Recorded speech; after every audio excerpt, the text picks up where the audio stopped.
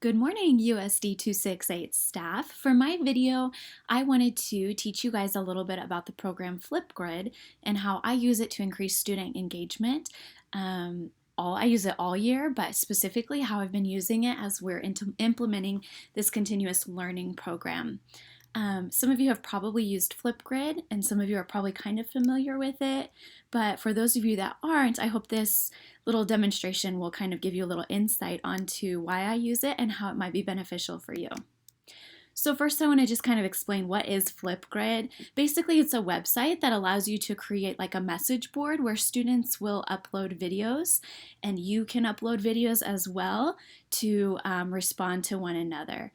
It can be used just to facilitate discussion, but it can also be used if you have your students, you need them to do like oral performance assessments or presentations.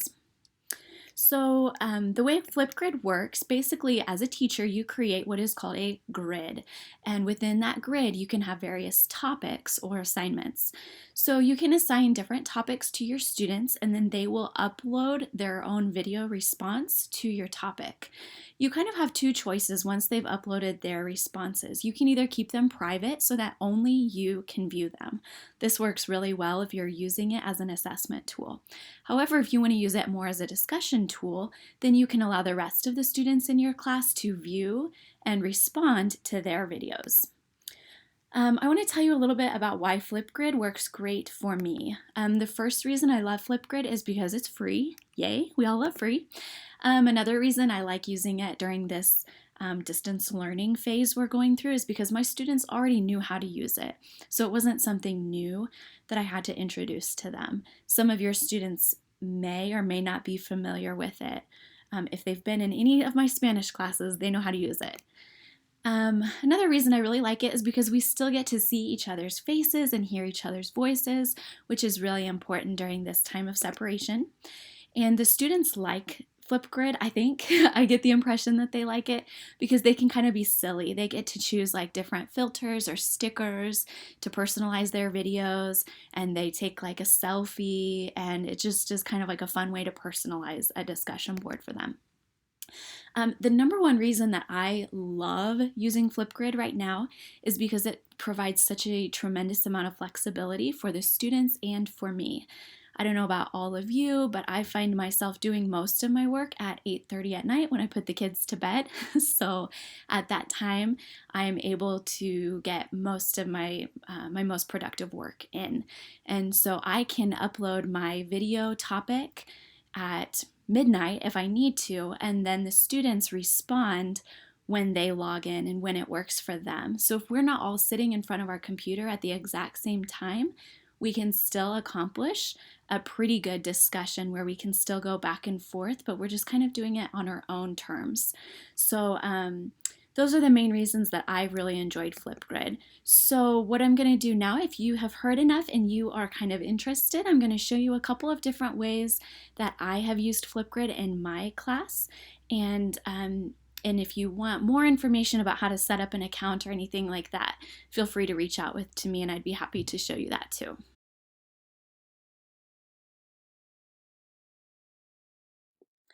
Okay, so what you're looking at right now is my Flipgrid homepage from my teacher account. And so you can see I have 5 different grids. I set one up for basically each of the different kind of groups of students that I have.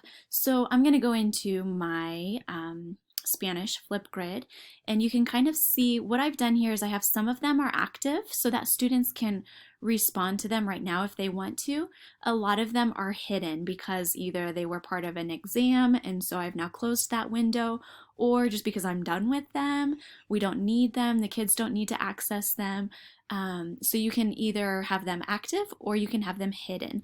Another option you can do is you can freeze them so that students can still view them, they just can't continue uploading any more responses. So I want to show you just a couple of different formats I've used. This is one where I posted a video introduction for my students explaining what I wanted them to do, and then each of my students uploaded their own response. So again, we're still looking at the teacher view where I can see who all has responded, and I can issue them a grade or a response if I want to. But what I'm going to have you do now, or what I want to show you, is what this looks like from the student's perspective. So we're going to view this as a student.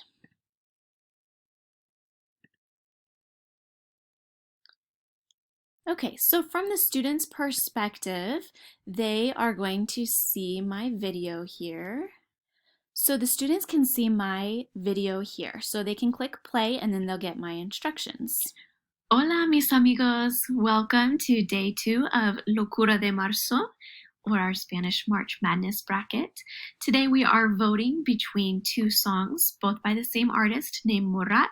So what I want you to do is post a video response telling us which song you like better and why.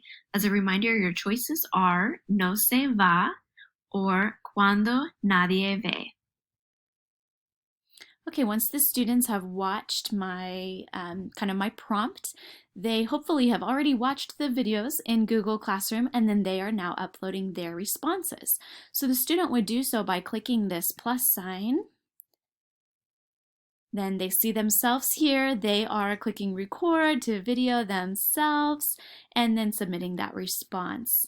So once they have submitted their response, they can watch their own response as well as their classmates. My vote is for Cuando Naughty V. I really like the beat of this song, and I like how the singers are able to work well with each other. I like the part where they split off and they kind of sing different parts. I think that's really cool. And yeah, I just think the sound sounds amazing altogether. As you'll see, it automatically will keep playing through this like it's a playlist. I liked No Se Va better because I liked all the different voices that you could hear, and the guitar in the back sounded really cool. So as you can see, each student uploads their own video. You watch those. If students wanted to respond to each other's, they could. So let's say I wanted to respond to Gage's video. I would watch it first. I like No Se Va. And then I would click on this little message button here, and then I could upload my own video response to tell Gage like, hey, I agree, or yeah, that's a great idea, I totally agree, or whatever it is that I want to say. The second sample grid I want to show you is a little bit different. For this one, instead of giving the instructions in video form, I just simply have them typed here. So the students can read their instructions so they know exactly what they're supposed to do. And then so what has happened is I have posted 5 responses, and then I've labeled them Pregunta 1, Pregunta 2, Pregunta 3, which is question 1, question 2, question 3, question 4, and question 5. And so then what my students have to do is they have to click on mine, listen to my question that I've posted, and then add their response. So this will all be in Spanish, but I'll kind of show you what it looks like. ¿Qué es necesario en la clase de español? And it will automatically start showing me the students' responses now. Es necesario que estudiantes practiquen español.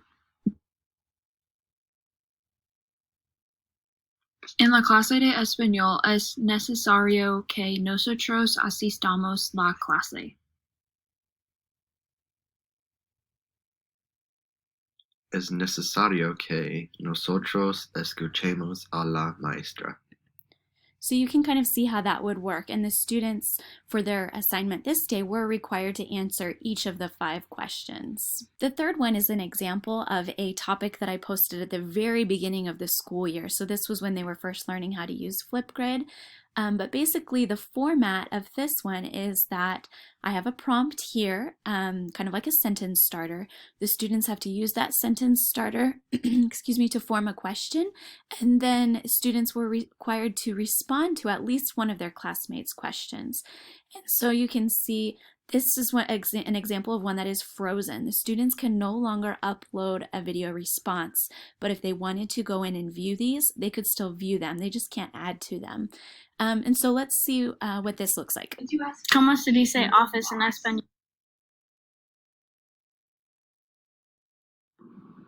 Office significa oficina.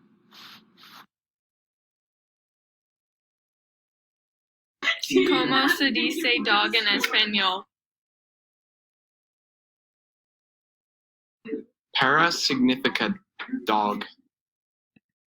So as you can see, this is a good example of how the students can ask questions and respond to each other, which I think is really fun for them. And you can see from this one, since it was done back in August, we were doing it in the classroom. And sometimes in the classroom, there's a lot of background noise. But in our current situation, you don't even have to worry about the background noise. So that's kind of nice.